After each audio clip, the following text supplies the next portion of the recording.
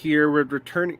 Hello, and I'm here with returning guest Nick Scott, PhD candidate in Chilean history studies. Latin American history, broadly speaking. Yeah, Latin American history, broadly speaking. Specialist in the Cordones. But today, we're not talking about the Cordones. We're talking about contemporary Chilean politics and a follow-up and hopefully a more detailed discussion about what the hell just happened with the Constitutional Convention. That's a good question. Because I've never seen, well, unfortunately, lately the time frame of international politics is so quick that I'll see Twitter explode for 2 days, and you'll see people tearing flesh electronically, and then all of a sudden we've moved on to fascist in Italy, and who knows if China still exists, and right. It's just that and the other. Things move too fast these days. Yeah, and things both move too fast, and a lot of it's not true. So it's you're always trying to parse stuff out. The mobilization for the Ukraine war from the Russian end, there's a lot going on. But so let's just talk a little bit. What was this plebiscite for constitutional reform actually about? Yeah, that's a great question. So the vote that just happened in September actually originates, its sort of legal origination began way back in November of 2019. So, at that moment, we're still in the midst of the Estallido, the uprising that began a month earlier in October of 2019. And things are really still sort of up in the air in this moment, right? Mobilizations are still happening quite frequently throughout the remainder of October, November as well. There are sort of calls or gestures towards some form of a general strike, right? I mean, the largest march in Chilean history takes place at this time. And the sort of big takeaway is that the political class is very freaked out at this moment, right? The President Piñera has declared a state of emergency, has deployed military into the streets. There is a curfew, things like this. Now, when it comes time for him to renew that state of emergency, he is met with a much less receptive armed forces and much less receptive members of of his sort of governing coalition. And so that does not actually get renewed. And so sort of the beginnings of some sort of exit from what we could think of as the immediate crisis of the Estallido begin to come together in the first couple of weeks of November. And it really comes to fruition on November 15th. There is this document that emerges, and there's a sort of a famous picture now of all the signatories, including the now president of Chile, Gabriel Boric, who was a signatory. He's actually the only individual who was a signatory sort of by himself or as representative of social movements, compared to all the others that are sort of signatories of political parties or sort of the traditional political establishment. So in that document is actually what set the sort of framework for everything that unfolded over the past 2 years with regards to the convention. It's what established the initial plebiscite referendum on whether or not they would actually have a new constitution and the form that would take, right? The initial options were between a mixed convention in which half the delegates would be elected by popular vote and the other half would be filled in by the existing sort of legislative political elites, or what was actually voted upon, what took place, which was the sort of constituent assembly in which 100% was voted on by popular vote. It also established the framework of the 2/3 majority. In other words, any sort of proposition that came out of committee and went to the General Assembly, the sort of General Plano, had to win a 2/3 majority to be adopted into the text of the Constitution. And then the final big thing that this agreement in November establishes is the parameters for the exit vote, the exit referendum, which is what just took place. Now, in contrast, and this is a very important part to really understand, to beginning to understand what went wrong, so to speak, with the plebiscite that just took place earlier this month, is that the entrance plebiscite was voluntary vote, right? The exit plebiscite, however, was a mandatory, obligatory vote, meaning that the majority of people that would now be voting had not actually voted up or down. So we had no sort of sense of where their sort of views on these questions lay. We had no sort of reference for this. You couldn't really use the entrance plebiscite to give an accurate sort of depiction of what we would expect. And it turns out that, when you have a much larger percentage of the populace voting, that the reject vote, the no vote, won by almost like a 2 bordering on a 3-1 margin, basically. And so what that does is that just by the structures of that November 15th agreement meant that everything sort of remained in place as it was prior to the beginning of the convention itself. The 1980 Constitution remains in effect. So thank you for summing that up. Like I said, I was telling you off air, I did about an hour and a half long show where we kind of hinted around that, but we broke that narrative up over like an hour and a half and was nowhere near that clear. So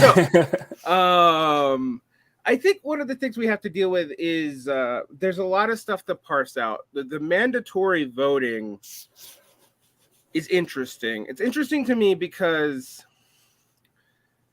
in most cases, most of the time, the general assumption by political scientists, and I'm going to put a caveat by that, political scientists are almost up there with economists on people that I think you shouldn't trust, but you have to study them to know not to distrust them. Exactly. You got to know what not to trust. Right. So like everybody's like, oh, it's political science. I'm like, no, you really do need to learn what they say. Then you can say it's bullshit, because it probably is, but you need to know why. However, I think there is an assumption based off of developed world patterns, and Chile's developed. I don't really have a good way to describe this, but rich world patterns is probably the best way to say it. That increased enfranchisement would lean progressive, right? And that would overlap with kind of the broad left coalition's goals. This seems to indicate that just is not true in Chile, and we don't entirely know why. What do you think is going on there? Yeah, I think it actually is really it's a fruitful place for us to begin to look to better understand sort of the past 30 years of political and social development in Chile, and especially then the sort of present moment of what's going on. So I think that we can take away at least sort of 2 big takeaways from the fact that, as you say, that enlarging the vote count actually did not go progressive. It actually went more what we would traditionally think of as conservative, right? The first is that it speaks to the fact, and this came out of some conversations I had with individuals when I was down there previously, some of the archivists that I spoke with, that it speaks to the strength of the ground game of the right, politically speaking, right now. And specifically, this would be the UDI, or UDI would be the acronym, the Spanish acronym, the political party. This is sort of the political party that was founded by the sort of architect, the sort of intellectual architect of the Constitution in 1980, and the sort of dictatorship, the sort of intellectual framework of the dictatorship itself. And the UDI is sort of the heir to that legacy, right? Is sort of the political form of that legacy. And some of these conversations I was having were really revelatory for me, because basically what they were telling me was that right now in what we traditionally associate with the sort of popular neighborhoods of Santiago, right? The sort of traditional historic working class neighborhoods, or neighborhoods historically associated with, say, the Poblador movement, right? Sort of urban poor and struggle for housing movement that marked a lot of the 20th century in Santiago. That the UDI is just much more powerful, is much more plugged in on the ground in these neighborhoods. And that we're seeing this, and I think that this is one way to understand that. Now, while we're not necessarily seeing the UDI get skyrocketing returns electorally in terms of, say, the last cycle of elections, the 2020-2021 sort of election cycle, I think that this speaks to the fact that that sort of non-voting bloc that's not necessarily participating in that previous cycle is still being exposed on the ground to a more conservative message in a much more regimented, consistent fashion. So I think that's sort of like the first main sort of or key important takeaway from this. The other thing I think that it really speaks to is the fact that the sort of media establishment, the media landscape in Chile is so controlled by so few people, right? It is sort of just a few sort of business groups that really, even if we dig into those business groups, are really just like a handful of families, sort of a handful of individuals even, right, that control the sort of majority of the means of communication in Chile. And so when we then sort of take a step back and we think about sort of those populations that aren't your normal voting population, right, that their sort of main access to national politics or sort of politics in the everyday is mediated by sort of means of communication. And if those means of communication are sort of dedicated to a very strong sort of anti-constitutional convention campaign. That's sort of what they are just sort of constantly confronting themselves with. It's not like, say, here in the United States, where if you don't want Fox News, you can switch over to MSNBC or CNN or something like that. In Chile, regardless of the sort of channel that you switch to, they all are sort of pushing variations on a similar message.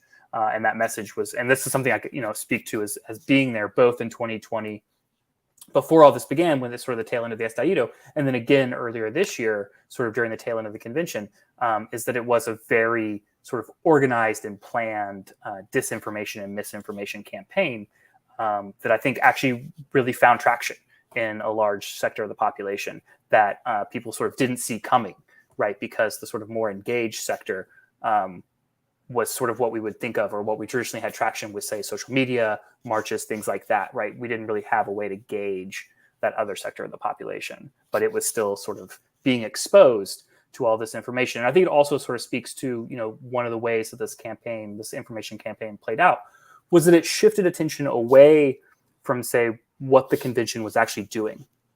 And by that, I mean the sort of text that it was producing, the rights that were going to be in the text, the sort of new structure of government that was being planned. And it focused on sort of the spectacle of the Constitution itself, the sort of scandals that emerged around the Constitution, the sort of partisan nature or sectarian nature of some of the assemblies and votes and things like that. And it used that to sort of discredit the product or the Constitution, the text that it produced then. So in some ways, the movement away from policy and specific constitutional rewrites to general concerns, information that may partially be true, may be partially misinformation, that interestingly reflects just a shift in right-wing political tactics globally. Yeah. I mean, we see the same thing across the board right now in Europe, and we definitely see it in the United States. Its effectiveness tends to vary depending on how assertive the right is in its own positive agenda. Right. But I think that's interesting. What's some of the specific misinformation that was spread? So a big sort of one, and I was going back over my sort of journal that I was keeping from earlier this year to sort of remind myself. One of the big ones concentrated on whether or not the new constitution would allow for the expropriation of retirement funds. Sort of one of the legacies of the dictatorship, right, was the overhaul and sort of so-called modernization of the sort of pension system in Chile. And it was replaced with something, what is the Spanish acronym would be AFP. But it's basically very similar to what we would have as sort of a 401k, right? It's a savings account that you contribute to that then is sort of played, house money on the market with, and then your sort of your retirement package is dependent upon the sort of success of that investment portfolio, things like that, right? Nevertheless, there is a sort of like my money, I should have control over it. And I should also point out that the sort of AFP, the No More AFP movement, is one of the sort of key social movements of the past 2 decades in Chile that sort of really comes, is hard to separate from, say, the Estallido emerging in 2019. It's a key sort of contributing factor to that. But so one of the big sort of persistent myths and headlines that was emerging, say, when I was there this year, was that they're going to expropriate your retirement funds, right? That they're going to, not only are they going to do away with this system, right? But the system as it exists, people are going to sort of liquidate and lose all of their savings at this point. And, that's just going to be a return to those Marxists that destroyed our country back in the 1970s, right? And it's going to be hell all over again. And so you can see how all it took was just something very narrowly related to the present, and then it's immediately back to sort of the crisis of the Allende years to try and evoke those sorts of sentiments. How easy is it to evoke the crisis of the Allende years? I mean, it's interesting to me because you would think the crisis of the Pinochet years would still be fresher in the memory, but why does that still have such purchase power? I mean, it was over 40 years ago.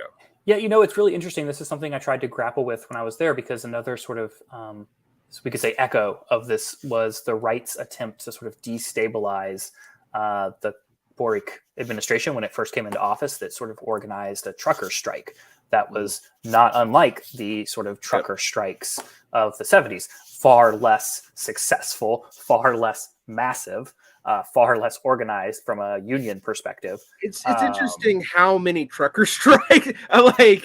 I was actually studying the history of trucker strikes going back to the 1960s, and I'm like, they've almost always been like uniquely kind of quasi-reactionary, although sometimes I understand their reasoning. So, for example, like when they're like the trucker strikes against Nixon in the United States, which were against, any kind of curtailing or raising of gas prices or rations or anything, and also against lowering the speed limit so that you don't have to burn as much gas.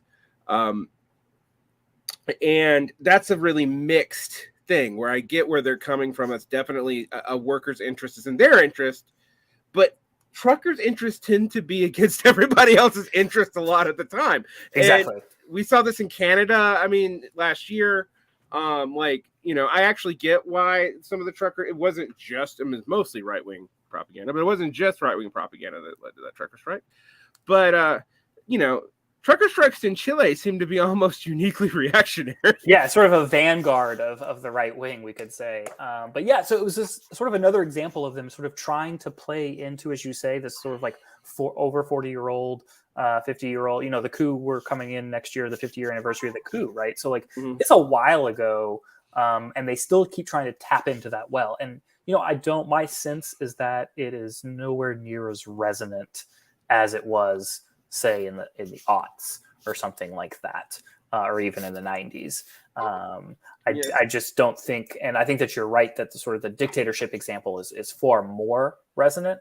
But the problem there is then you sort of get into that larger problem that we sort of ended on in our last conversation with the sort of lack of a positive social vision coming out of the dictatorship, right? Which then the center left still maintained a lot of the Pinochet stuff beyond the Constitution, and so that led to the various Piñera, the various Piñera regimes, which there's been a bunch of. Like it was two. He was the first in 2010, so he's the first conservative government elected since 1958, since Alessandri's elected in 1958, and sort of first conservative government post the return of electoral democracy in 1990. And then he's elected again in 2016. Both times, if you notice, he's elected just before a sort of crisis breaks out, right? He comes into office just before the 2011 student movement, and again, just before the estallido will emerge in 2019. And those two things are really connected. I think that 2011 sort of inaugurates a crisis cycle that sort of hits an inflection point in 2019. And sort of Chilean scholars have made this argument as well. Like Alberto Mayol makes this argument. He's sort of one of the first to really put forth this argument. That cycle's interesting, but I'm also noticing that as soon as the left winger gets in power, they get hit by and this time not being targeted by international policy specifically. It's just bad luck. They get hit by a world financial crisis. So no, exactly right. Like Bachelet comes into office in 2006, and you have 2008, right? Like right. Boric comes in now, and war in Ukraine and inflation explodes. I mean, and both times they're like, okay, well, our policy is being hit by both stuff in the borderlands of Europe and the United States Fed, like making all of our money more expensive. What are we going to do? So, I keep you just feel bad. Like, okay, so right comes in, causes the political crisis cycle ensues. As soon as the left comes in, international economic crisis hits, makes the right look not crazy anymore, even though there's nothing the right could have done to do anything about it either. I mean, it's funny because it's sad. Right. And you could argue that this cycle has been actually kind of a thing since the 50s almost, because you can say the Allende government kind of got boned by international market conditions in the 70s too. Right. Right. So that's an interesting thing. How does COVID play into this? Because I have been racking my brain about the way COVID relates to these Latin American movements. It's really huge, actually, and this is something I was there. I get to Santiago in January of 2020, and I'm there until March 16th, which is when basically everyone had to leave or you were stuck indefinitely there. And at that time, per that 15 November document, the election, the initial referendum, was slated to take place in April of 2020. And so with that in mind, March of 2020 was going to be the month of sort of increasing manifestations, right? The marches had not stopped at any since during January and February. Every Friday, nowhere near as massive as October or even November or December for that matter, but there were still consistent and consistently large manifestations every Friday. Some were larger than others, right? There was one week in which just after a gentleman had been killed by some cops outside of a football game. That march was actually the largest one that I had witnessed in my time there, sort of commemoration of his murder. But so the plan was to sort of inaugurate March with International Women's Day, right? And then every week after that, and sort of in the week, use sort of a different theme or a different sort of social movement to have these increasing mobilize and massification leading up to the plebiscite. In Chile, like other countries, there are election laws that regulate sort of when official campaigns can begin, and sort of official campaigns can't begin until a month out. Right. So you had sort of all of these unofficial, there from the moment I got there in January, there was already sort of an unofficial campaign of the streets taking place for the approve vote. You would see approve posters everywhere. In the 2 months that I'm there, I'm seeing a lot of sort of reject votes beginning sort of plastered across walls or beginning to emerge more and more, things like that. But then, when COVID hits, it really shuts everything down. Right. And the Piñera government used COVID to access the emergency powers granted it by the 1980 Constitution, which allows for a sort of state of exception to be declared legally. The state of exception is sort of inscribed into the Constitution under certain frameworks. And he's able to declare one in response to the sort of natural disaster of COVID, which puts the military back on the streets. Right. It puts a curfew back into effect and sort of very rigid enforcement of curfew and social distancing and quarantine measures and things like that, which basically brings everything to a screeching halt. I did my best in those 2 weeks following my return from Santiago at that time to sort of track on a day-to-day basis because I was in quarantine. This was in that time where we still thought, you had to have like that 2-week hard quarantine. And so I was in like a 2-week isolation. And so I didn't have really anything else to do but sort of try and monitor what was happening. And it became very apparent very quickly that any sort of organizing that was going to happen was going to have to happen virtually, and that there wasn't going to be the ability to have a return to the streets for quite some time. And so that puts off that initial election from April until October of 2020. And so that's when the initial election takes place. And, the yes vote wins sort of overwhelmingly, but again, it's a voluntary vote. So overwhelming of those that voted. And the sort of the Constituent Assembly wins as well. The election for that then takes place in early 2021, and then the sort of convention begins in July of 2021. But what sort of really the sort of disaster of COVID does is that at that moment, there are sort of two processes. And we can say that like at the moment of November, the sort of process that's underway or sort of opened or set off by the Estallido sort of diverges in two ways. It goes one way with the sort of official party political line, which is the sort of 15 November agreement, right? And sort of all of the strictures for a new constitution. But then, the other route that had begun in October and was continuing was at the sort of base of society, and sort of neighborhood councils were beginning to emerge. There were a lot of organizations that were emerging and using the name Cordón. There was a Cordón Vacuna Maquena that reemerges. There's a couple of other Cordones, La Florida, others that emerge that have great social media presences and are using social media as a sort of activist element, sort of recruiting, things of that nature, and we'll continue using it, into that COVID period as well. But that's really the process that gets so interrupted so badly by COVID. When I'm there in 2020 during those 2 months, there's a lot of activity around these neighborhood councils, and even non-neighborhood councils. I was thinking about sort of before our interview, thinking back on those times, and like even I can remember going to so there was this movie theater in Santiago that's burned down during the estallido because of a sort of errant tear gas canister that the cops fired, burns down. Very famous, very nice movie theater, and in a way to sort of raise funds to rebuild it, they were doing sort of movie screenings at the Cultural Center, at this art gallery. And so they were also screening then films that sort of had, you could say, sort of a social consciousness. And they screened a film about sort of the Chicago Boys and sort of birth of neoliberalism. And that one there was like a very spirited conversation that took place afterwards, and which you could really see that like everyone there, the sort of the zeitgeist, as we could think about it, right, was very much in this idea of like, Chile has awakened, right? That the whole metaphor of waking up or having awakened was sort of the language of those days. And so there was an attempt to sort of at that moment try and channel, it's one thing to wake up. It's another thing to channel being awake into like a specific political program.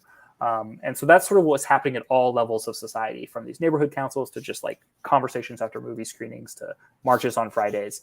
And then all of that sort of comes to a screeching halt, so that all that really is left or sort of able to continue going during COVID in a serious manner is that sort of more political official path. And so that's where you'll have then scholars such as, say, Sergio Gres or Mario Garces, who throughout this period were always, they were not to say pessimistic, but they were, they didn't have blinders on, and they were very realistic of saying that, like, at the end of the day, this is still a process that is being sort of dictated from above, right? It is not this sort of popular process from below that we've sort of been struggling for since the Allende years, and even sort of before that. That's an interesting thing to think about, because it's kind of the opposite of like the Peruvian narrative in a lot of ways, where COVID's really what causes things to pop off, where seems to be actually a decelerant in this to some degree. And I definitely see how both things can be true, right? Like how these two countries that are not that close to each other, but the top of Chile is close to Peru. It's old Peru, right? yeah. How it would play out differently between those countries, actually, and that is interesting to me. Another thing that we've been trying to parse in my last show, and there's lots of questions that I brought up that Natty Smith and I, kind of played with based off of, very fresh anecdotal evidence and newspaper reports in Spanish that, we were trying to get people just think about. But one of the things that seems to have maybe complicated this is the centralization of left-wing politics around Santiago. Mm-hmm. And the fact that, the Santiago neighborhoods actually, like, you could kind of predict, with a few exceptions that were weird, how they were going to fall. But when you started looking at the larger country, trends get more complicated by a couple of factors. And one of what I want to ask you about is, how much is this Mapuche stuff affected, and this idea of plural national nations, or a multinational nation, which, to be fair, in reality, all settler nations are, but right. by virtue of being a settler nation, right? Right. Sort of, yeah. But that's a different thing to be something de facto and then sort of, make it a part of one's identity, which is what the sort of convention was certainly trying to do. This is a great question. And this is really one of the main fault lines, I think, or at least one of the main places that we can point to, that we have actually pretty good data on this point. So, for example, I mentioned earlier Alberto Mayol, who is a sociologist, Chilean intellectual. He and a group of others started a podcast in the wake of the estallido, La Cosa Nostra. And that has sort of evolved now into a much larger, beyond just a podcast. But it also includes polling that they do. And by and large, their polls have pretty much held up. They don't sort of make predictive polls. They just do a shit ton of questioning and then just report the results of those questioning, right? So you don't have to worry about, tabs and regressions and shit like that, right? It's just like, here's what people are saying. when asked. And they do a pretty good job spreading regionally and things like that. It's all online as well. So it's just question and answer. And they, going into it in August, they conducted a poll just before the plebiscite, and they didn't release the results until afterwards. And what they found in August is 65% of people that responded said that plurinationality, this plurinationalism, was an issue that was being paid too much attention to compared to the other issues that had sort of called the new convention into being. And only 5% of respondents thought it was being paid sort of adequate attention. And so right there, I think that is very instructive. And, this is consistent with other polls that they had done. They had done a previous poll in April while I was there, and I think another one in May. And both of those had indicated that plurinationality was a sort of key site of pushback, or at least a key site where this sort of information campaign that the right is running is actually getting a lot of traction with the general public, right? And, that has a lot to do with a lot of things, right? That has to do with sort of the cultural cultures and heritages of racism, right? Sort of anti-indigeneity by members of the sort of far right in Chile. But it also has to do with sort of the failures. I think that at this point we can call them failures. The failures of the convention itself to articulate what plurinationality looks like in practice. Right. In other words, it's a great thing to, as I say, sort of declare that the Chilean state and nation, the nation state, will now be a plurinational nation state, right? That was article number 1. But then as you get into subsequent articles and you sort of try to parse, what does this actually mean? What does it mean to have an independent territory, indigenous territory that is recognized as its own nation, that is still part of the Chilean state, but has potentially its own laws that are at play, that are only regulated by it? How does questions of borders arise? All of these, sort of questions that people we have them in the United States with the reservation, or in the UK with with Wales, Scotland, right? Or sort of in the Brexit and this sort of whole thinking of like, how do you put a hard border in Ireland? Similar questions would arise here, and given that there's been a sort of dirty war being fought in the south of Chile against sort of Mapuche peoples and struggling for sort of return, sort of what we think of here as land back for Mapuche peoples, you could see how people would be worried about sort of threats of violence, right? That trucker strike I referenced earlier, sort of one of their main justifications for doing why they were doing was this supposed lack of security in the south. Because of sort of Mapuche activists and things like that. The truckers claim there wasn't adequate security, and that's why they were going on strike.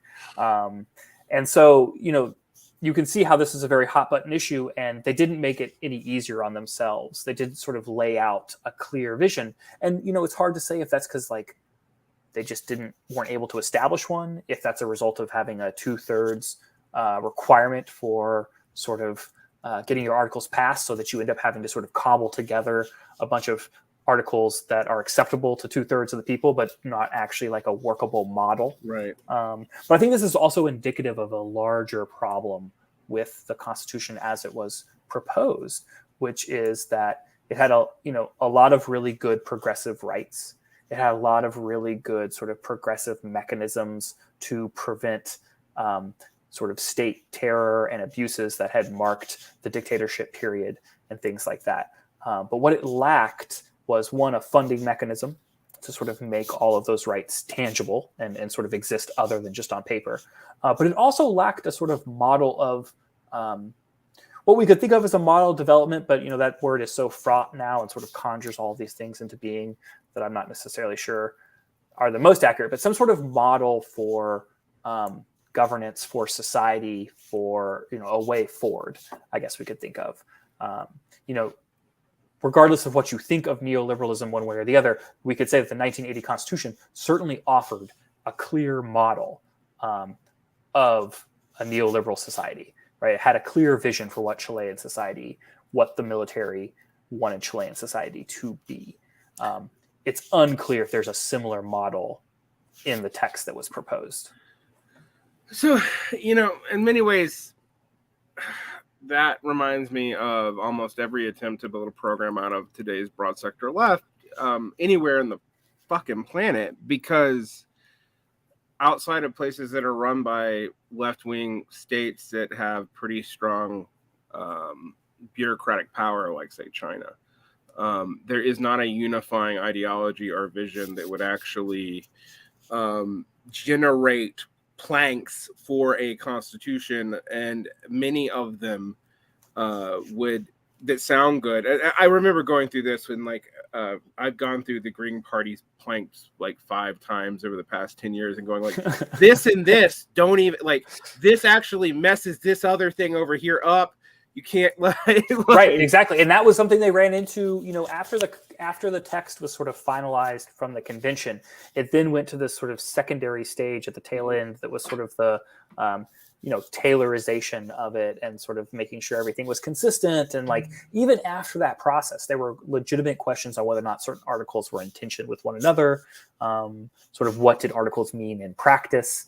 There were also a bunch of transitory articles that were tacked on to it that almost made it to the point where it really wouldn't have mattered how the election went down, because it was clear that even if the approved had won, it was very clear that with the transitory articles that had been attached, that the Senate as it exists, the Congress as it exists, would have sort of stripped out some of the more radical or perceived radical elements of that text, such as abolishing the Senate.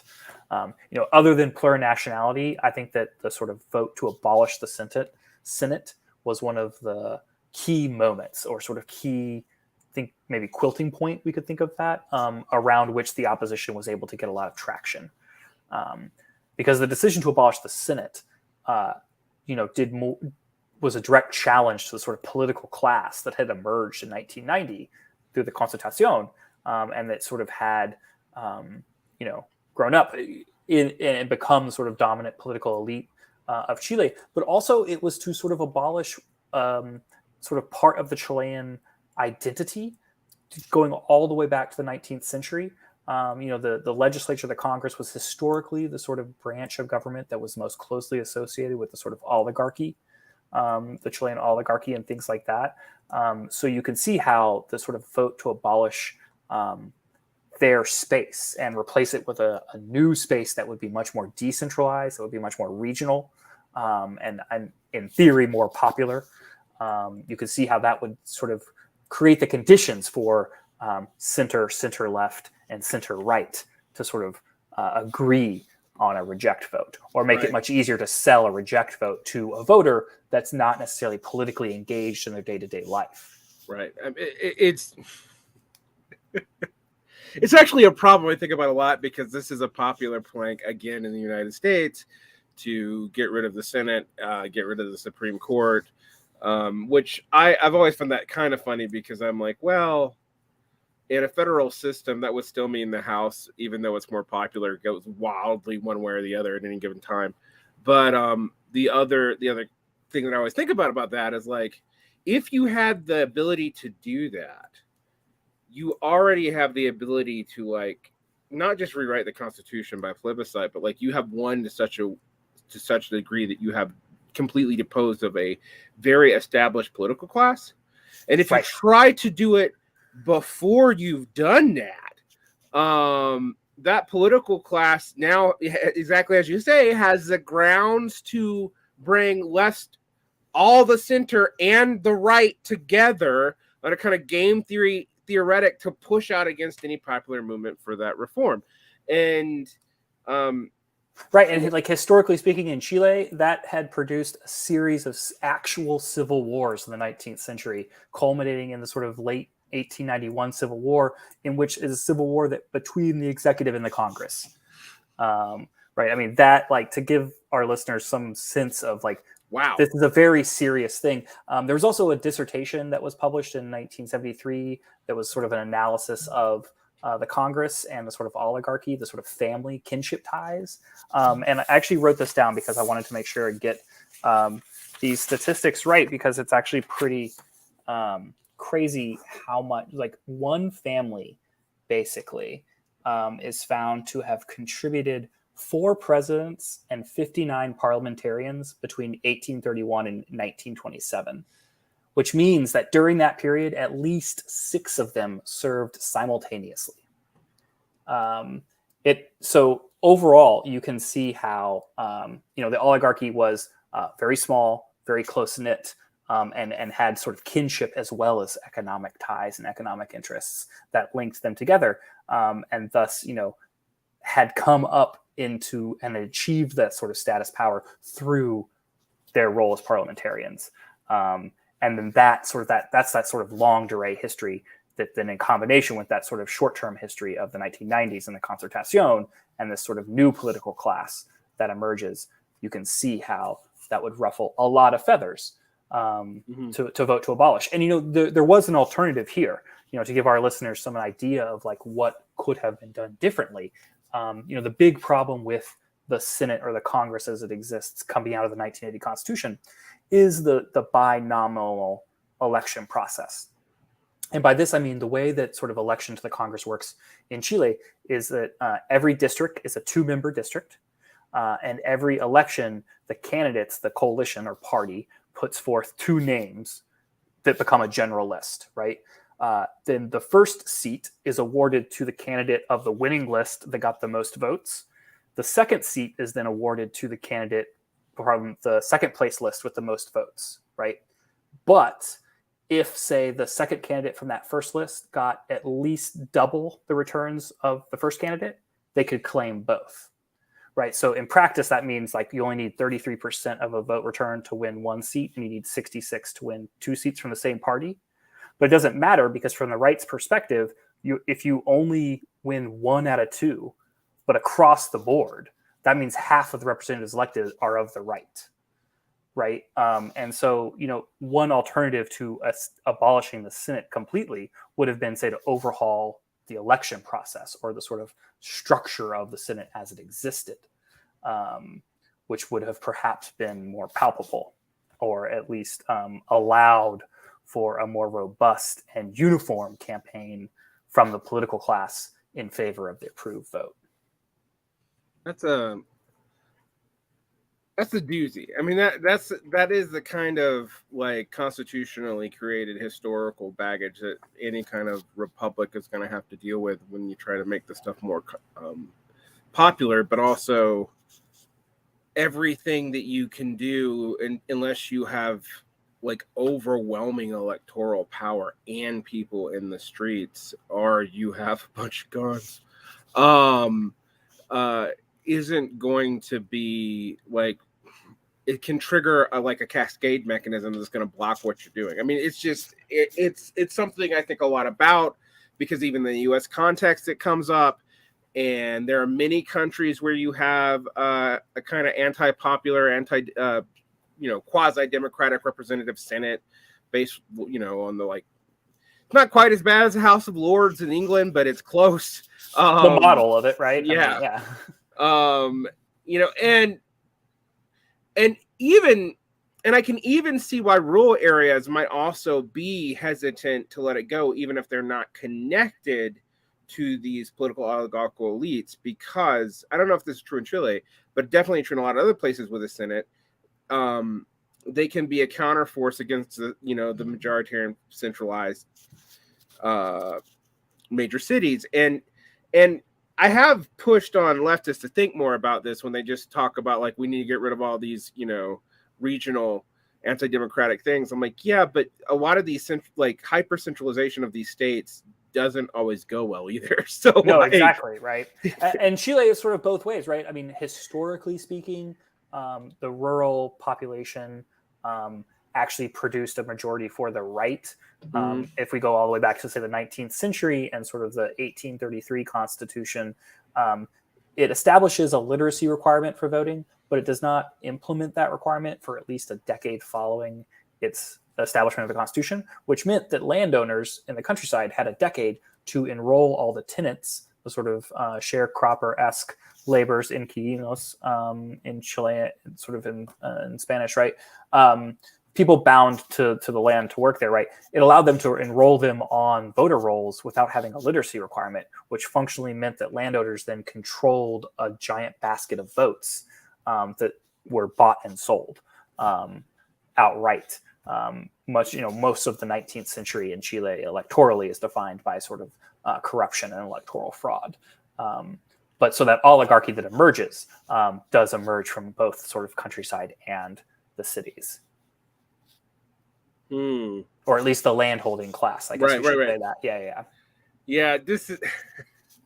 Again, this sounds familiar to me. I've seen like this has happened in a lot of places. And I feel like also in South America, you could argue the U.S. Civil War has some relation to this, but like in South America, that the Senate and the executive going to heads and it ending up in some weird like non-popular electoralist versus some caudillo is like a common pattern. That is the pattern, right? I mean, that is sort of like the 19th century pattern, and in Chile, it is it is what happened basically. Like we could say that sort of the history of state formation in Chile from independence to the present moment is marked by a tension between congressional authority and executive authority.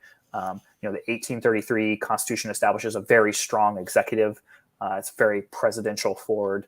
That gets eroded over time, such that by the late 19th century, you have the beginnings of what is known as the sort of parliamentary period, in which sort of parliamentary politics begins to develop. You get that sort of oligarchic consolidation. You also get political parties becoming the main sort of building blocks of social organization and social ability amongst this elite. And it's not until 1925 that you have sort of a new constitution and a sort of attempt to re-erode or sort of push back all of those gains of the legislature and sort of reinstitute a strong presidency. But that in turn gives rise to what we would now think of as sort of the administrative state or sort of a developmental state in the 20th century, right?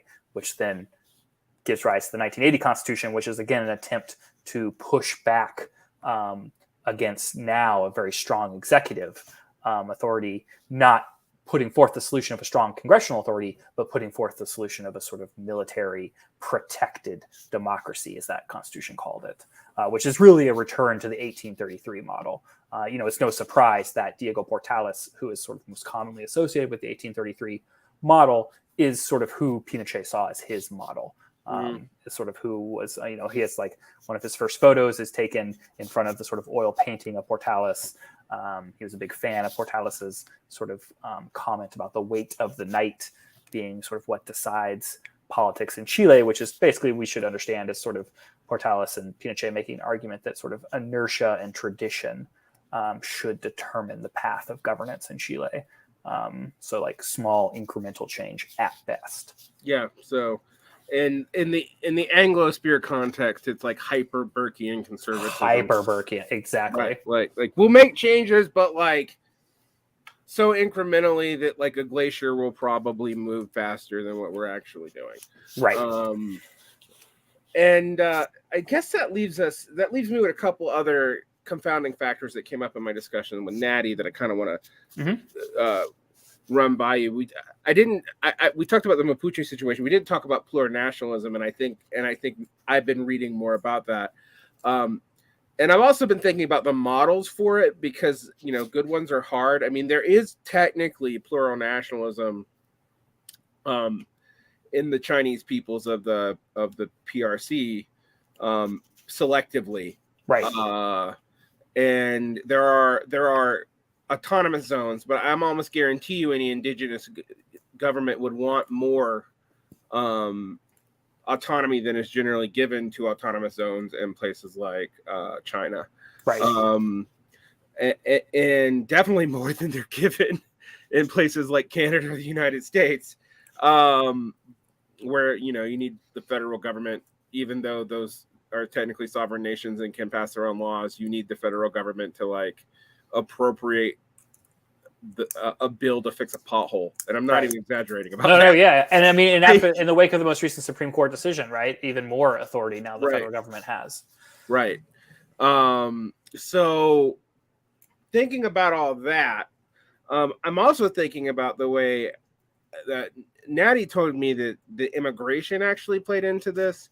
And it played into this in weird ways because there was xenophobia on both sides this time that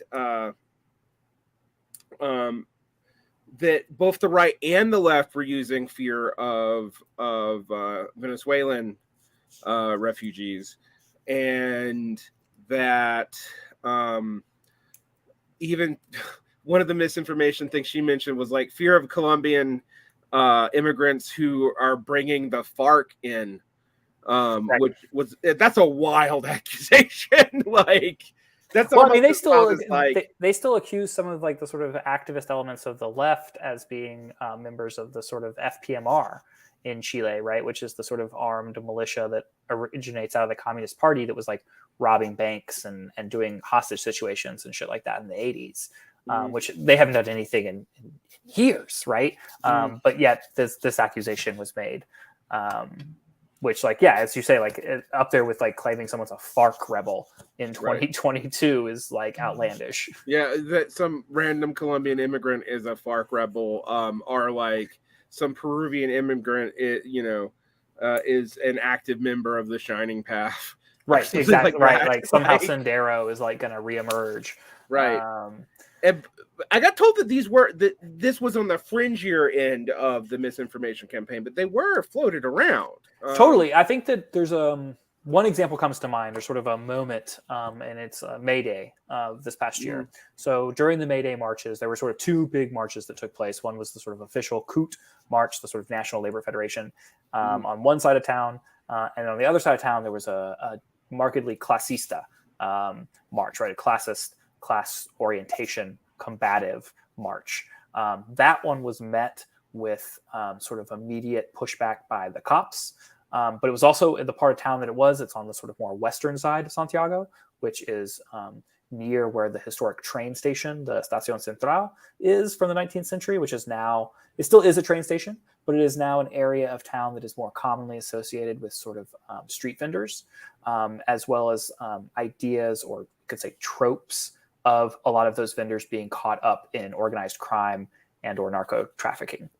And then, by extension, they're immigrants, right? And so during this march, a young woman is shot in the face, actually. She's a reporter, and is shot by one of these street vendors. Now, we have a lot of photographic evidence that shows these vendors are sort of at the very least in conversation with the cops, or at the most sort of receiving actual help and giving actual help from the cops.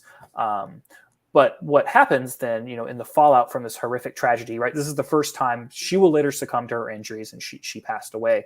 And it was the first time that someone in Chile, a reporter in Chile, had been shot since the dictatorship, right? So sort of culturally, this is a shocking moment.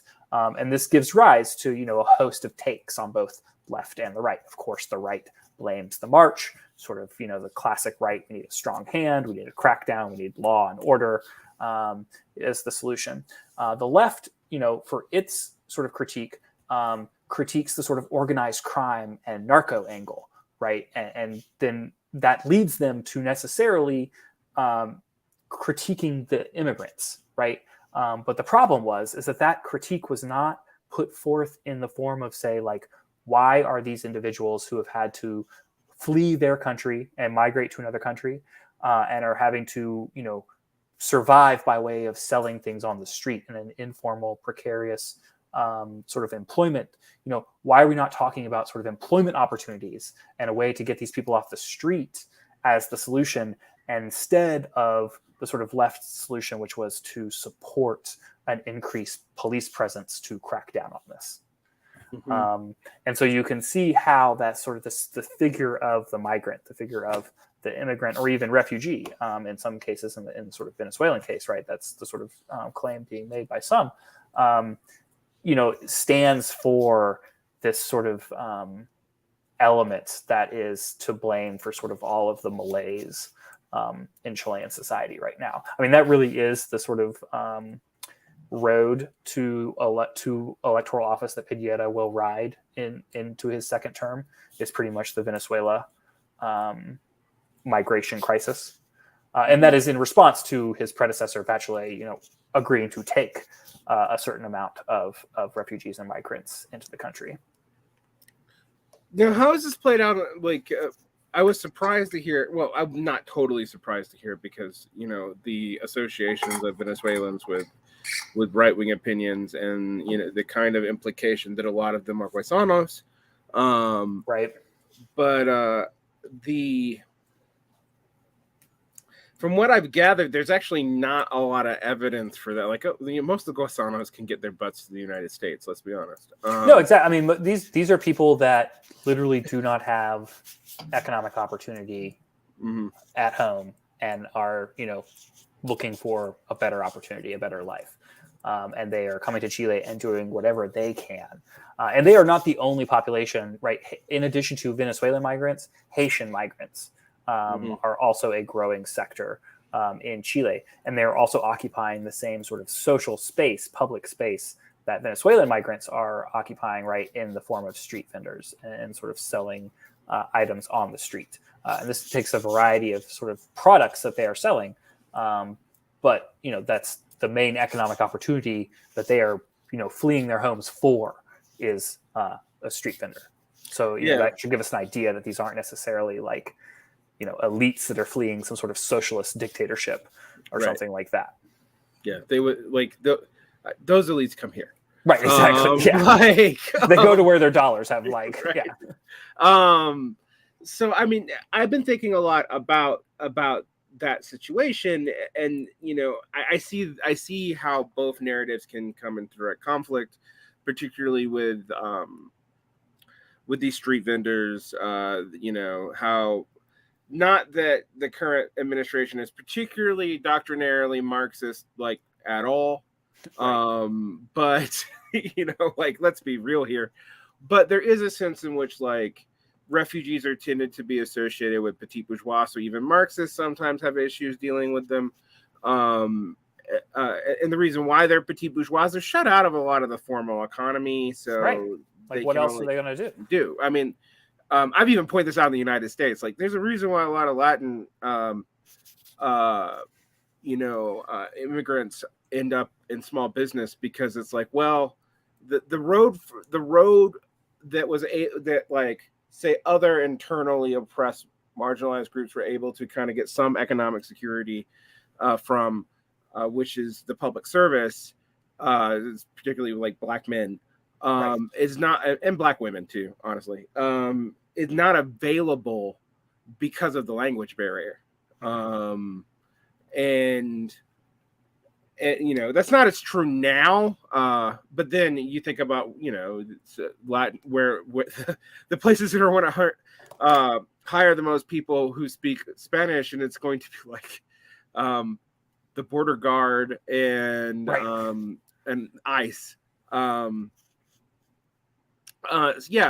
So as one of the patrons is pointing out that Peruvians were the primary economic immigrants prior to 2008, and that's also part of what shaped this up, is the increase in the diversity of these immigrations. I was going to ask you, one thing that's been said to me by many people, not just Natty, is like Chile kind of prides itself in its mestizo identity, but that mestizo identity tends pale, almost Criollo, and for my listeners who haven't been listening to any of the things I've done in Latin America, I will remind you that Criollo is European, mestizo is mixed, but can range, and indigenous is indigenous. But that colorism kind of also corresponds to these divisions in society. How much is it that mestizo Criollo identity playing into the rejection of the Constitution, particularly thinking about the nationalism, or is it mostly really that it wasn't clear how it was even going to work? I think that you're totally right that Chile has long seen itself as sort of the exceptional country in the region, right? And that exceptionalism then is intimately bound up and tied to its connections to sort of European or continental traditions. It sort of sees itself as the Europe of Latin America, right? It also, just if we're looking at sort of the last names of Chile, right? Bernardo O'Higgins is the sort of liberator of Chile. So sort of right off the bat, you're already seeing this sort of this Creole influence, right? And so I think that like today, the right is, as you say, much whiter than the sort of average Chilean individual, right? And so there is this idea that in the Chilean identity, that there is a recognition that indigenous peoples exist, right? Mm-hmm. But to be a Chilean is to be sort of this, in their eyes, at least we should say, right? I should qualify this, but in the eyes of that elite, to be a Chilean is to be on the lighter side, right? And thus to sort of allow the plurinationalities where there is that sort of equal footing, right? A more egalitarian framework, there is like a very visceral aversion to this.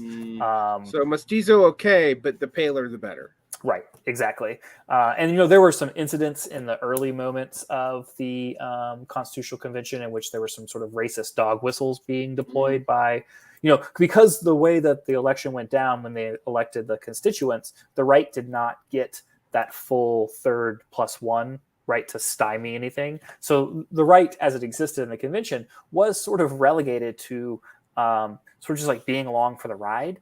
But that also gave them sort of the freedom to muckrack, right, to the best of their ability.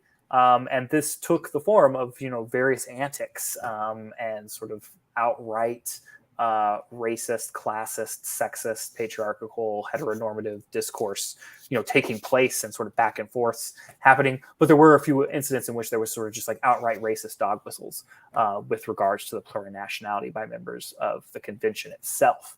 And so you could see how this, would resonate. And, it is, something I should say in terms of if we take a step from the sort of realm of political elites and sort of into the broader society and how these sort of issues are resonating in the broader society.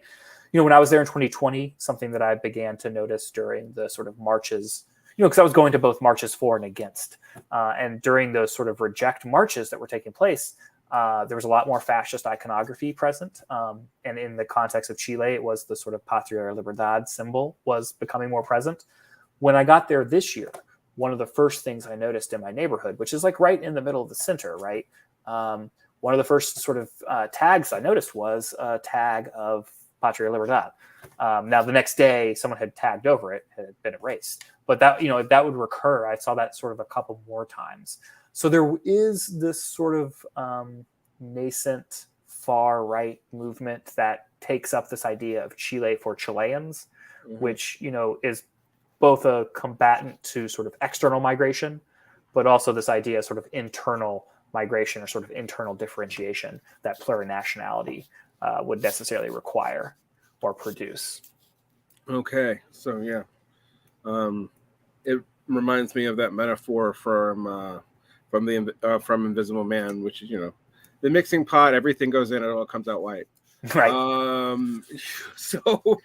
And so, and I think that's like, the sort of racial sentiments, animus, things like that definitely explains sort of far right and sort of committed elements of more conservative functions or factions of society. But I think that that's sort of in combination with what we talked about earlier, that sort of lack of clarity, lack of vision, lack of actual how does this work in practice was enough then to persuade sort of people who may have even identified themselves as center left to like, it's just not workable. And it seems like it risks a lot of pushback or strife, social strife, needlessly. Right. So, I mean, I can imagine something like that happening in the United States, and it would probably be way worse. Right. I mean, like, be like, okay, so we're going to recognize all the indigenous nations and give them at least full senatorial rights, and like that would go real well, I'm imagining. Yeah. So, I mean, there was like the claim. So like the claim to give our readers sort of a taste for this, right? The first president of the convention, Elisa Loncon, is an indigenous woman. and she sort of became the caricature. And sort of she was deployed by the right and by those opposed to it as this sort of figure, this sort of we think of the sort of insult, the sort of like indigenous queen who's going to impose her sort of vision on the rest of Chile, right? And sort of why are all these indigenous people now getting all of these things that like everyday Chileans aren't necessarily getting? So there's this sort of like populist bent. Yeah, that sounds like populist Reaganism, honestly. Yeah. Like, no, exactly. I mean, it's not far off from, say, like what Reagan would deploy as like a welfare queen. right. It was a very similar rhetorical move that was being lobbed against her and sort of indigenous peoples writ large in their sort of call to be recognized just as people, as indigenous nations, right? Somehow became characterized as this sort of like welfare or sort of imposition of indigenous law and tradition on Chilean individuals and culture and things like that. Yeah, that tactic seems to work in a lot of places. That's sort of disheartening. I guess where I want to go now is what Boric gonna do? I mean, like, yeah. Like, I'm like, okay, is now his government a sitting duck government? Like, just sitting there being lame and can't really do anything because they didn't get the Constitutional Convention going. I mean, I had noticed other interesting things about the Colombian and the Chilean, which are very different, very far apart on the continent. But unlike, say, the Peruvian left had not picked up socially conservative points, as like concessions to different groups.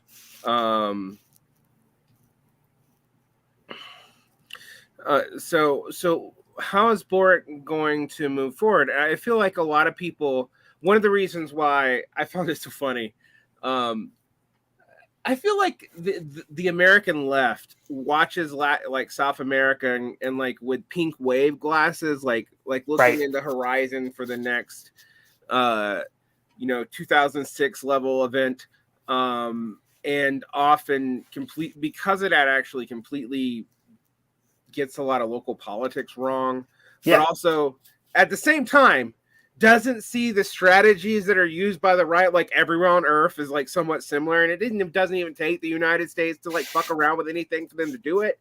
Like, they've learned this by proxy at this point. Like, it works. If it ain't broke kind of situation. Yeah. I mean, so where does Boric go from here? And are we really afraid of another right-wing government anytime soon? I think that I think that the vote signals a couple things for the administration. One, it revealed that the administration had not made a plan B for its government, for its vision. One thing that Boric made very clear when he came into government in March of this year was that they weren't really going to move on any of their agenda until after the plebiscite, because in their minds, the approve was going to win, and that any sort of legislative agenda they wanted to do within the strictures of the sort of new constitutional order. Now, whether or not that meant the sort of transitory articles in the immediate term or sort of in the long-term vision for its legislative agenda in the new constitution. They also didn't necessarily know, at that time, if the transitory articles were going to necessarily call for all new elections. That was still up in the air, whether or not this government would actually remain in for its term if the approved vote had won. And so it became very clear they were sort of caught out in the cold when the no vote wins. The sort of immediate fallout was that Boric reshuffled his cabinet. This is sort of the first main cabinet shuffle that had taken place since he had entered office. And sort of the two main ministerial positions that are changed is one, the Secretary of the Interior, or the Interior Minister, which we can think of as sort of, there isn't a vice president in the Chilean political system, but the Minister of the Interior would be who would take over if the president was ever unable to fulfill their duty, right? And so you can think of it, but it's also a much more tangible position than, say, the vice president's here, right, which is largely a figurehead sort of position. They basically oversee sort of security of the state, internal security, all of these questions as Minister of the Interior. So Izquierda Siches, who had been Boric's campaign manager, had been the interior minister. Now, she is not a politician. She is a medical doctor by training. And so there was a lot of controversy surrounding her appointment as this position, as well as sort of her performance in it, which is a very hard to unpack without sort of getting into misogyny and sort of gender critiques that played heavily in the sort of reception of Izquierda and her performance. But she was replaced by a woman, I believe it's Carolyn Toja. I made sure to write this down so I would get, yes, Carolyn Toja. She was a member of the Party for Democracy, the PPD would be the Spanish acronym. And that was sort of the Social Democrat Party that is founded in the sort of late 80s as sort of the new heir to that new moment that's going to be inaugurated with the return of democracy, right? But the PPD had been seen as the party on life support following sort of the most recent electoral cycle, which had seen basically it get nothing in terms of gains, representation, members in the Constituent Assembly, or anything like that. So it was thought to be sort of a party that had been relegated to the dustbin of history, so to speak. And yet now a key figure of this party is sort of one of the most important minister positions. Additionally, the sort of executive, the secretary general to the executive, more than say chief of staff would be here, because this is sort of the person that's charged with overseeing the legislative agenda of the president. It had been Giorgio Jackson. He was sort of moved off to be the sort of minister of development. And now Ana Orate has been installed as this new position. She's a member of the Socialist Party, but she has previously been associated with the Bachelet presidencies. So all of that is a very long-winded way of saying that this cabinet shuffle, for me, what it represents is that the Boric administration has basically inaugurated the beginning of a concertación 3.0. That, in other words, that the sort of government and its vision going forward is going to be a sort of variation on the concertación from the 1990s. That they don't have, there's no model, there's no vision for what to do other than neoliberalism. And if we agree that 2011, or even as early as 2006, inaugurates the crisis of neoliberalism, then we're still in this moment of crisis, and there's still not an exit to the crisis, right? Which means that we're sort of stuck in this spin cycle of, perhaps there is another right-wing government that comes, and then another sort of center-left government, and we just kind of keep going back and forth until there's some sort of way out, right? A new model forward, which the Boric administration would like to say that it has in terms of its environmental policies, but I just don't know if I don't see it yet. And to be fair to them, they have been in office less than a year, so it is hard. And they have said that one of their priorities is obviously the environment, but also tax reform, sort of an overhaul of Chile's tax system, and that was going to be their solution to this question of funding mechanisms.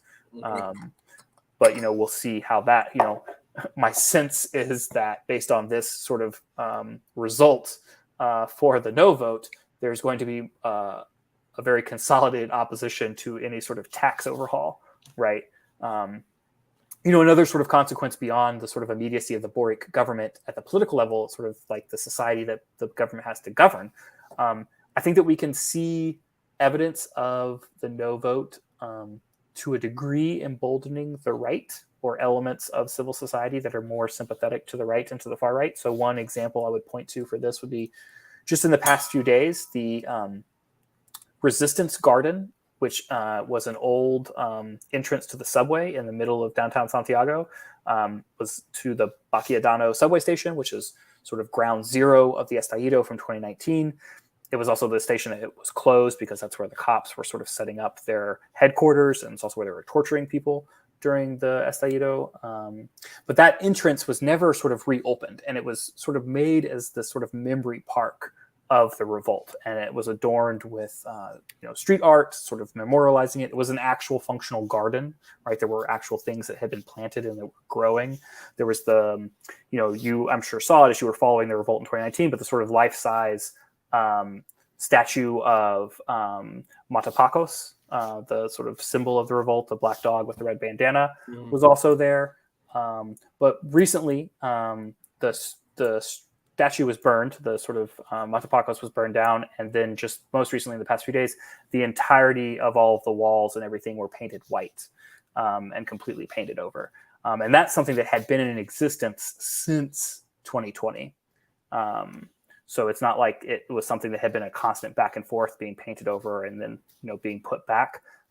So I think that we can sort of see this as evidence that there is sense amongst the right that they are sort of now in control. And as you were saying, that there is perhaps a sense that there is a sort of lame duck presidency in power and still has 3 years left on their term. So I have a couple. I got a couple more questions I want to take from the audience today. Last time we didn't do this live. This time we are. So I got a question that kind of I'm going to ask it, but I'm also going to add something to it. We just talked about how the Borg administration is basically going to have to do left neoliberalism. It sounds like New Labor, like the Democrats, like pretty much every fucking body has who's tried to outside of the Nordic regions and China. But the thing here is there are still relationships between these groups in Latin America, and one of the major ones is the Sao Paulo Forum. And so, how does the Chilean left relate to the Sao Paulo Forum, for one thing, and two, do you think it's viable for some of these groups to use it to coordinate things internationally, to be able to better handle this internal right-wing stuff, or is it just sort of like a policy forum think tank thing? That's a really good question. I know of the Sao Paulo Forum. I know that it exists. I am not as familiar in terms of what the Chilean left's, well, in two levels, what the Chilean left's sort of participation in it is, and of that participatory left, how representative it is of, say, Chilean society, or even the Chilean left itself.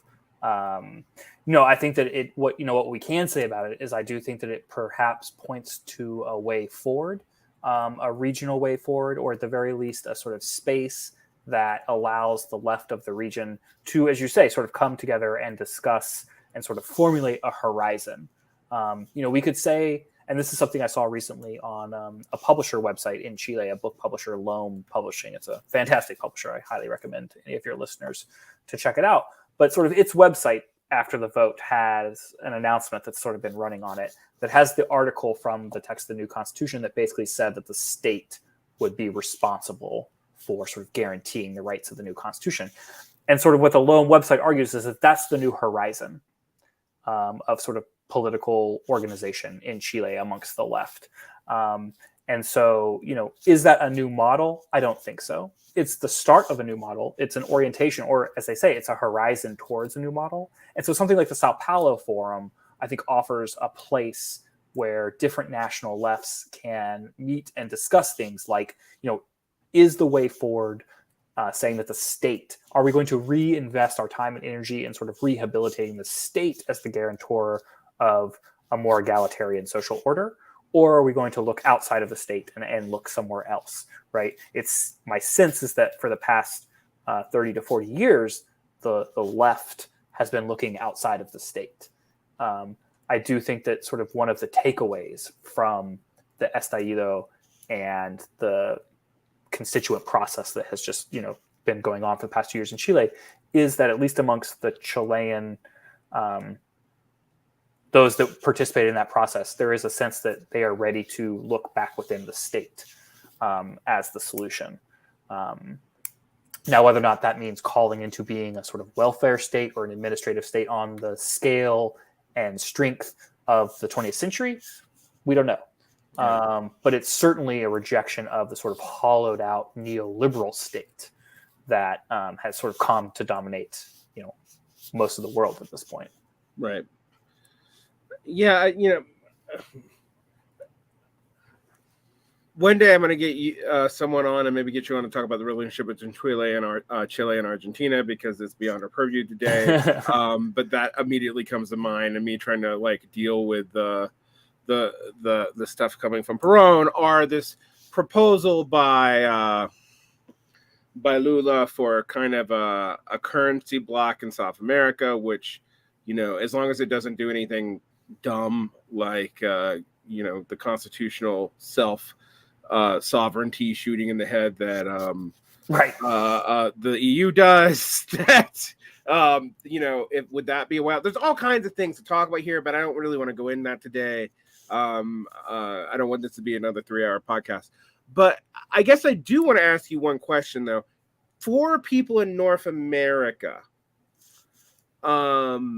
where should they be getting their information on this? Because while, I will say, like, Jacobin will occasionally cover this, and its articles are wildly uneven in quality. Like, wildly uneven. But Jacobin Latin America, I will say, on the whole, is more consistent in better quality than, say, other Jacobin regional offices. Yeah. That's a good. Yeah. Okay. Because I read their takes on Mexico, and I'm always throwing like Spanish language stuff at them and being like, "Answer me about this." But okay. So I found that too. Actually, I found that Jacobin is pretty balanced. It's not perfect, and but there clearly is a news deck there that's pretty serious. And I think it's really when the other editorial departments kind of start try to turn it into my pink wave spotting device, that it gets kind of bad. But so I would say that's not a bad source, but other than my normal answer, which is fucking learn to speak Spanish, right. Just or at least read it. It's not hard to read, guys. I swear. I don't really. Or just use Google at this point. I mean, we live in an age now where you can translate in the browser. Right. I mean, and it works for Spanish. And more or less, it works. You may miss some nuances, you may miss some sort of colloquialisms, but by and large, you're going to get the takeaway of say a news article at the very least. I mean, if it's written in Chilean poetic language or street slang, then no, you're not going to get it. But that's the luck. No, this is a great question. Unfortunately, I don't have a good answer for English language sources on this question, because it seems like inevitably it falls into either the sort of traditional North Atlantic imperial foreign policy, pink spotting device. In terms of Spanish language sources, in terms of Chilean sources, one of the newspaper sort of press outlets that I read with frequency when I'm there and that I follow online presence is El Ciudadano, which now has regional offices. I think it has a Mexican office even, as well as a couple others. I don't know the quality of the regional offices. Its quality is, in terms of an oppositional press in Chile, is quite good. Now, it is decidedly a bit libertarian for my personal tastes. It is definitely on the sort of libertarian side of things, but it is definitely not, say, the libertarian right-wing sort of libertarian side. So it's classically liberal in the obnoxious way that we say that, but right. But it's a good information source. It's a good information source, or it's at the very least, its articles are going to be sort of quoting other reputable sources. Other sort of think tanky places that listeners could look that speak Spanish is Fundación Sol is another sort of good place that does a lot of good, both qualitative and quantitative work on questions. During the Estallido, for example, they did a really good study on sort of the number of just tear gas canisters that had been fired, and sort of how much money that represented that had literally just been fired and wasted, that could have been used by the government. They do a lot of good labor studies, stuff like that. So for people that are more sort of the quantitative approach to things, they have good stuff on that side as well. There are a lot of other sort of more independent on the ground press outlets that largely have presence on, say, Twitter, things like that. A couple of the big ones that I follow, the sort of primary one would be Piensa Prensa. And then another one would be Megafono Popular and El Pueblo Informado. Those are sort of the three big Twitter sort of also accounts to follow. And then also I mentioned him earlier, historian, scholar, citizen, activist Sergio Gress. He has a really good Twitter presence, and his articles. He also has a great Twitter presence because he just tweets a lot of like really awesome photos of like beautiful libraries from around the world, and also these like awesome historic photos. So he's like just a good follow for like to bless the timeline from time to time, right? Which I'm sure could all benefit from. But he also does have good takes, and then also links to good articles as well. So like, any one of those, if listeners, are more intrepid Spanish speaking listeners, could start there, and they could easily spiral out from there. I would caution people against the Telesur. A lot of people. Yeah, I actually said the same thing in the chat. Like, be careful with Telesur. It's not always awful, but it's agitprop. Yeah, exactly. I mean, that's the thing. Like, if you're going to go in, there's nothing wrong with it. It's finely written, right? There's not like factual errors and things like that. But you some weird takes, though. I remember it talking to me about how Duterte was going to be a left-wing president at one point, like, because yeah, and I was like, well, that didn't go well for you. Didn't see that one coming. So just go in knowing that it is, agitprop. It has a message, and the same could be said for all of these things that I have referenced as well, especially the sort of more independent press Twitter handles and things like that. Like, they very much are, see themselves as citizen journalists, right? So they are very active in their politics, and that will influence their reporting. So again, you have to just like be aware. And then, if you want to, for readers that want to get a flavor and a sense of the sort of establishment narratives, which, we should all be reading, right? We can't just read the left. I always tell my students, like, any history of labor has to be a history of capital, and vice versa. And so, like, the sort of paper of record in Chile is El Mercurio. It is the sort of main paper. You also have Las Últimas Noticias and La Tercera.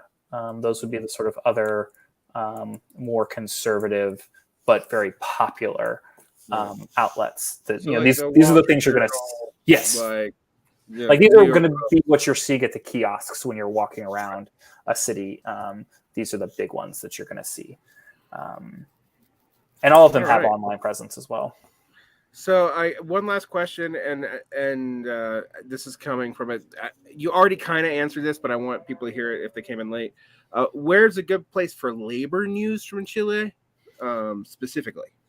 That is a good question. It's a hard question. Often that is real difficult. Yeah, that's like not an easy question.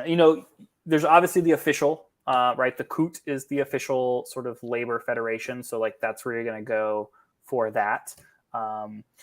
Any of these sources, these independent press things, we're going to have things about workers and labor. If you're looking for, say, a more Marxist interpretation, you're going to want to look for those more sort of social organizations that are associated with either the Communist or Socialist Party. Yes, that's also a good El Desconcierto is also a very good source. It's a purely online source, and so like that's also really good. It does like pretty good, and it is coming from a left perspective as well. Also, in terms of like actual on the ground labor organization, I would say that like Sergio Gress is going to be plugged into those debates. He tweets a lot about sort of events. Like there was a discussion that I attended that he had tweeted about while I was there, sort of just like an analysis of the labor movement as it exists today. So like that would be a way to get plugged into that. There's also there's a book that was published by Frank Gotteschild and was a little old now. It's 2015. But he is writing in this book. It's The Fissures of Neoliberalism. It is in Spanish. But he's writing about the fissures of neoliberalism from the perspective of labor, which really sets his analysis apart from, say, someone like Mayol or other analysts who have sort of approached the failure or crisis of neoliberalism, failure of that model from the perspective of, say, like retirement, environment, all the sort of other aspects of social life beyond labor. So for my gringo listeners, which is most of them, What level of Spanish are we talking about here? If you're using the Twitter Translate is actually surprisingly good. Yeah, Twitter Translate for Spanish is great. Actually, yeah. It's shitty for a lot of other languages, but it's good for Spanish. It's like really surprisingly good for Spanish. So yeah, not so, for Hebrew, but right. Like I think that like the script plays a lot into the AI's ability, but yeah. So like that, you really know, the more getting into those sort of more citizen journalist side, that more independent press side, that's going to be a little bit more colloquial in its language, right? So it's gonna be perhaps a higher on the learning curve than say Desconcierto, Ciudadano, Mercurio, right? The sort of more official press, which is going to be seeking to reach as wide an audience as possible. So it's going to be more Castilian than say Chileno, right? Okay. Like there's obviously going to be some Chileanisms, no doubt, right? But the goal, just if we're thinking about it from like a publishing standpoint, the goal is to reach a larger audience. So it's going to be perhaps more accessible. But this is a place to sort of flag for your listeners that like Chilean Spanish is, it's, a veritable language unto itself. Yeah, it's idiosyncratic AF. I used to translate Spanish poetry, right. and I'd hit the Chilean stuff, and I'd be like, this word means something different than it means in every other country. Yeah. No, it's that Chilean exceptionalism once again, right? Right. And actually, it's quite interesting as I compare it to Argentine because both feel very clear to me as far as like the way it's spoken, but then I hit the vocabulary and I'm like, that's weird. Right. But now we're into like Spanish geek stuff, but and people should know my bias. I learned like norteño, like Mexican Spanish, which is not. It's also weird. So it's its own thing. Yeah. It's full of indigenous words. So like I remember realizing that like we're the only people who call it. Well, I'm not North Mexican, but like cacahuates, everyone else calls that something else. Like that's peanuts, by the way. It's mayonnaise everywhere else. But like, I was like, oh, that's an indigenous word. How much of this is different? Oh, all of it. And then if you don't learn Castilian Spanish in America, you learn like Latin American Spanish. I have learned that they made up a hybrid Latin American Spanish full of bits and pieces of slang like from everywhere that's spoken nowhere. No, it's like, ridiculous. Yeah, it's like I was like, that's not useful for any one place. Like it's just like not useful. Yeah. It's really useful for like filling out a worksheet, and that's about right. It. Exactly. It's like no, it says que pasa anyway. So that's different rant. But Google Translate's awesome. It just won't get you the street slang stuff. I think it'll do for the most part for most official publications. I will warn. And even for your iPhone users, the iPhone Translate function that exists within the iOS is not bad. So in a pinch, you can try that. Right. Yeah. The one warning I would say is high Spanish, like high. The discourse patterns are different. Right. So it's gonna seem really circular. Yeah. So even when you read it in English, you got to get used to that. And I had this theory that the easier it is to be concise in a language, the less concision is valued. So like we really value concision in English because we can't fucking make a sentence without like 50 helping verbs and like whereas in Spanish it's really easy to be concise, so no one ever is. Like, exactly. But anyway, thank you so much for coming on. Thank you. I'm going to plug something for you, both our interview that you did with me a couple of months ago. We recorded it forever ago, but it came out, I think, 2.5 months ago on the Cordones. Between that and your appearances on It Can Happen Here, there's 8 hours and you will learn all about the Allende. Well, I think it's like 5 hours, but Allende Cordones situation, because we did 2.5 and did another 2.5 over there. And we actually weirdly only overlapped a little bit. There was actually a really good like divergence between the two interviews. I was a little like worried going into it. I was like, shit, is this just going to be like, any listener overlap in the Venn diagram? Like, are they going to get bored? But it seemed to work out really well. Yeah, so check out both those. So check them out. It can happen here too. Those two interviews are very helpful for understanding the Allende situation and kind of getting past the way it's like talked about in the States, because you need to know a lot more. The Cordones themselves are not really understood or used as much in the analysis of what happened. So I thank you for that. Anything else you'd like to plug before I let you go? No, that's really about it. Unfortunately, I haven't been able to produce anything past that last Washington Post article when we spoke, back into the grind of dissertating and teaching. So my 6th-year extension is tied to teaching. So I'm back to teaching World War II in Europe. So nothing at all what I do.